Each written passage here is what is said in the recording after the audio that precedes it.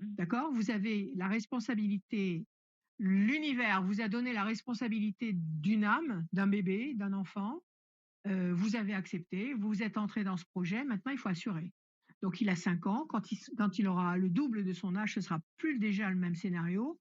Donc pour l'instant, il faut que vous acceptiez certaines contraintes pour que le petit puisse évoluer d'une façon pérenne et protégée.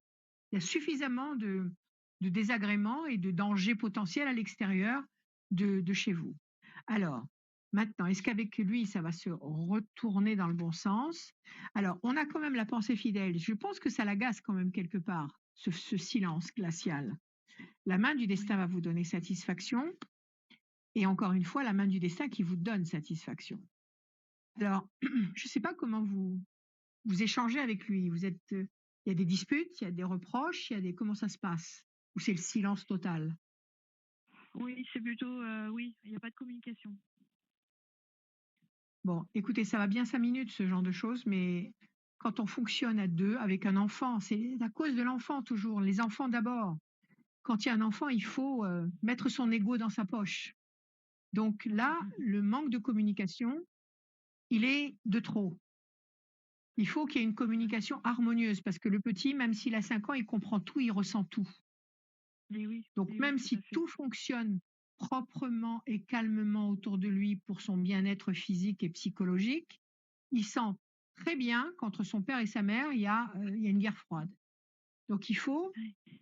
que vous réussissiez à arrondir les angles à ce niveau-là. Là, on nous dit qu'il faut laisser passer 3 temps, c'est-à-dire février, nous y sommes, février, c'est la nouvelle lune, là en ce moment. Donc février, mars, avril, mai. Il faut aller jusqu'au mois de mai. Et à partir du mois de mai, on dirait qu'il y a une accalmie. Mais il faut que vous changiez d'attitude. Il faut arrêter ce silence radio-là. Il faut arrêter de vous fermer, de, de faire le blocus sur votre tendresse. Parce que c'est pas vous, ça. Vous fonctionnez pas comme ça. Et non, pas du tout, ouais, pas du tout. Eh oui. Donc ça vous pénalise, c'est double peine, ça. C'est double peine. Non seulement vous supportez son mauvais caractère, mais en plus vous vous forcez à être ce que vous n'êtes pas. Mmh mh. Alors, écoutez, là, il faut que vous soyez essentiellement guidé par votre cœur. Votre cœur, il veut le bien-être de votre fils, il veut votre bien-être et il veut éventuellement votre bien-être avec cet homme si il consent à comprendre que vous avez des limites et qu'il faut les respecter. Je pense qu'à partir du mois de mai, il y a un twist. Je pense qu'à partir du mois de mai, il y a un changement positif. Mais il faut que vous instauriez ce changement délicatement maintenant avec un changement d'attitude. Parce que quand on change de comportement, on change son environnement.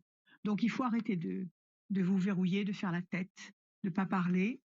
Il faut parler. Il faut à la limite vous comporter comme s'il n'y avait pas de problème. Je vous dis pas de recommencer à avoir une vie amoureuse intense avec lui, sauf si ça se présente, et ben tant mieux. Mais ne vous forcez à rien.